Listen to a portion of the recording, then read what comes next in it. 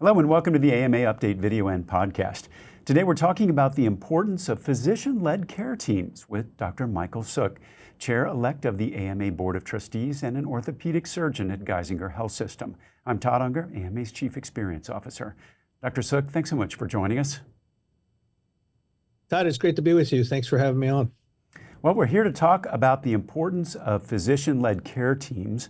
But that's really the solution for what's become a growing problem, which is inappropriate scope of practice expansions. And for those who may be less familiar with scope of practice issues, can you kind of give us a two-sentence rundown of what's at stake here? Sure. Happy to do so. I think, what you said is really the right way to capture it. It's this issue of scope of practice and inappropriate expansion of that scope of practice. And what we mean by that is when members of the healthcare team provide care outside of their specific skill set and training. An example of this would be nurse practitioners or physician assistants who practice independently without physician supervision, pharmacists who make diagnoses, or optometrists who perform surgery. What we're concerned about is that this potentially puts patient safety at risk. And in that there can be confusion about who's providing the care, the qualifications of the person providing the care. And sometimes people mistakenly believe that this will solve access problems when it comes to healthcare, or ultimately try, as a way to save money. But we now know that several studies have shown that neither of those things are really true. We're going to talk about those in more detail. Is this something that you see affecting your own specialty, this kind of scope of practice expansion? It's interesting, at the system that I work with at Geisinger, I think we really are a model of how a team-based approach that's physician-led really works very well. And so while I know of very many stories out there of independent nurse practitioners or independent physician assistants who've been acting that could potentially place patient safety at risk, I would tell you that I think that we have a system here at Geisinger that works extremely well. We have physician-led teams. We have very careful supervision of those teams. We actually, even as an academic environment, have created real synergies between physician assistants, nurse practitioners, and our residents and students, and really helping to shape what we think will be the future relationships of these types of care, ultimately all still being physician-led. Let me ask you a couple of questions about that. Because that kind of team-based approach that you're talking about that's working so well is the model. Can you talk to us a little bit more about the role that PAs play at Geisinger in that team-based model? Sure. And in the orthopedic department and musculoskeletal institute, which I lead, our physician assistants and nurse practitioners really play two roles, both in the clinic setting, in an outpatient setting, but they also play an important role as first or second assistants in surgery. This is critical when it comes to creating more efficiency, creating greater access, and ultimately enhancing the quality of care that the surgeon or the physician can provide, because it allows that person to be able to do multiple things with great confidence in the team that they have around them. Now, the AMA has been advocating for physician-led, team-based care. And I think, as you point out, probably that situation is different across different areas of the country, different specialties. What do you think is at issue here, and why is it so important to get to the right balance? Yeah, I think that, again, it starts with the misconception that creating a greater workforce with lesser training will ultimately lead to greater access and cheaper care. I think that is a noble cause to pursue, but in fact, it doesn't end up being as such. We know, for example, that physicians and nurse practitioners and physician assistants gravitate to the same geographic areas. So there's a perception that where there are shortages of physicians, physician assistants or nurse practitioners will fill that gap, and we know that has not been shown in the studies that have been done.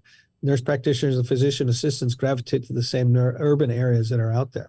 There are many solutions to that, of course, potentially in order to create those particular geographic deserts more attractive, whether it become a subject of financial incentives or whether it becomes some sort of forgiveness for loans in order to help create a greater physician workforce in those areas. So that issue around access to care, that's something that we've dug into here at the AMA. And as you mentioned there, the evidence doesn't really support that it does increase that. You mentioned the issues around cost and perceptions that can lower costs. Can you give us more detail there? Yeah, in fact, what we know from numerous different studies is that those of lesser training tend to order more tests than physicians. We know that this is through a number of longitudinal studies that have demonstrated this. And as a result, having unnecessary tests results in higher costs for that particular episode of care. I think physician supervision, I think physician-led teams can ultimately help mitigate that trend. And really, ultimately, it's about teamwork. It's not to say that physician assistants and nurse practitioners play no role within healthcare. In fact, I think they played a critical role. But at the end of the day, in order to find the right balance, it's our belief that physician-led teams are the way to go. Do you think that patients understand those different roles and even the differences between PAs, NPs, and physicians? I think that increasingly so, that is becoming the case, but I do still think that there is a significant gap in what physician or what patients see and the people they encounter and understanding where they're coming from. For example, a physician will go through training. I'll take myself as an example. It goes through 4 years of university typically. We then go to 4 years of medical school. In orthopedic surgery, we'll do 5 years of training and oftentimes postgraduate fellowship training for another year.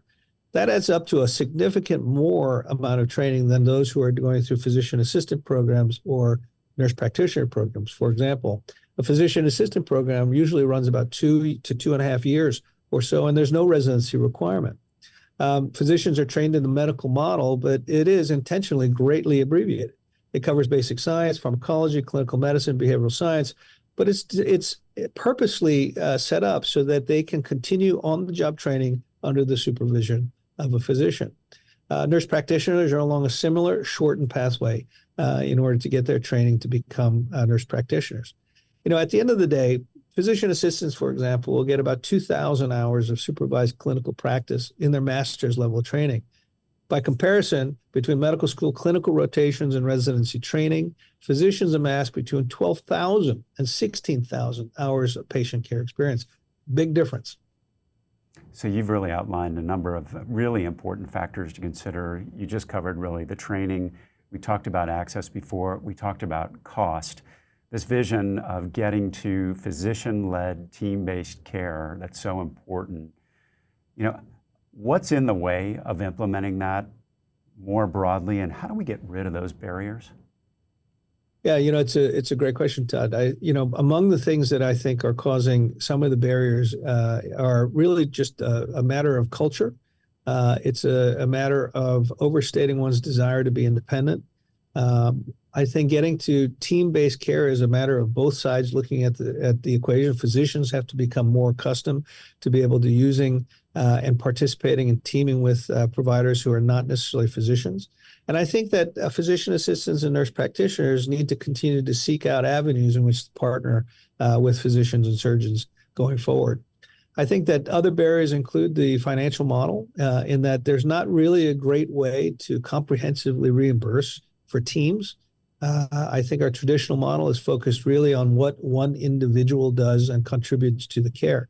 And I think as we move forward in the future, we're going to be looking at reimbursements for teams rather than individual contributions in that way. That's great perspective, Dr. Sook. Thank you so much for joining us today. That's it for today's update, and we'll be back soon with another episode. Be sure to subscribe for new episodes and find all our videos and podcasts at ama-assn.org/podcasts. Thanks for joining us today. Please take care. Thanks, Todd. Great to be with you.